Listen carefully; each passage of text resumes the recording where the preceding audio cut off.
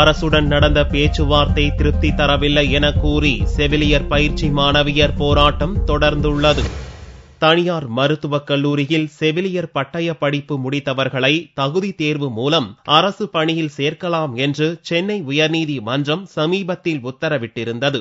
இதற்கு அரசு கல்லூரியில் படிக்கும் பயிற்சி செவிலியர் எதிர்ப்பு தெரிவித்து போராட்டத்தில் ஈடுபட்டு வருகின்றனர். இந்நிலையில் 30 ஆண்டுகளாக வேலையின்றி தவிக்கும் தனியார் செவிலியர் மாணவிகளுக்கு இந்த அரசாணையை உடனடியாக அமல்படுத்த வேண்டும் என்றும், தனியார் செவிலியர் மாணவிகளை தரக்குறைவாக பேசி வரும் அரசு பயிற்சி செவிலியர்களுக்கு கண்டனம் தெரிவித்தும் தனியார் செவிலியர் பட்டதாரிகள் மற்றும் ஒருங்கிணைந்த பட்டதாரி செவிலியர் சங்கம் சார்பில் மதுரை கலெக்டர் அலுவலகம் அருகே உண்ணாவிரத போராட்டம் நடந்தது.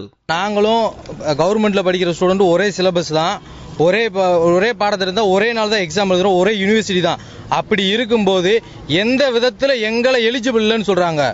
எந்த விதத்தில் எங்களுக்கு என்ன clinical evaluation form fill up பண்ணாங்களா, இல்ல நாங்க தியரி எழுதும்போது எம்ஜிஆர் யூனிவர்சிட்டியில் உட்காந்து கரெக்ஷன் பண்ணாங்களா? அப்படி இல்லாதப்ப எங்களை எலிஜிபிள் இல்லைன்னு சொல்ல அவங்க யாரு? போட்டி தேர்வுக்கு நாங்க தயாரா இருக்கோம், தியரி தேர்வுக்கு நாங்க தியரி வித் பிராக்டிகல் 2 தேர்வுக்கு நாங்க தயாரா இருக்கோன்றது இதனால தெரிவிச்சுக்கிறோம். இனிமேல் அவங்க போராட்டம் பண்ணும்போது இப்போ எவ்வளவு பேஷண்ட் பாதிக்கப்பட்டு இருக்காங்க, எங்கனால சேவை செய்ய முடியும்? ஒவ்வொரு பிரைவேட் ஹாஸ்பிட்டல் இவ்வளவு தூரம் போயிட்டு இருக்குன்னா காரணம் அங்க பிஎஸ்சி ஸ்டாஃப்ஸ் இருக்க போய் தான். அதே வாய்ப்பை கொடுங்க, கவர்மெண்ட்ல நாங்களும் பண்ணி காட்டுறோம். எங்களுக்கு இந்த வாய்ப்பை கொடுத்த தமிழக முதல்வருக்கும் சென்னை ஹைகோர்ட்டுக்கும் நன்றியை தெரிவித்துக் கொள்கிறோம். இந்நிலையில் அரசுடன் நடத்திய பேச்சுவார்த்தையில் உடன்பாடு எட்டப்படாத நிலையில் அரசு கல்லூரி செவிலியர் பயிற்சி மாணவியர்களின் போராட்டமும் நீடித்து வருகிறது. இந்த செவிலியர்கள் தனியார் கல்லூரி செவிலியர்களுக்கு அரசு வேலை தரக்கூடாது என்று வலியுறுத்தி வருகின்றனர்.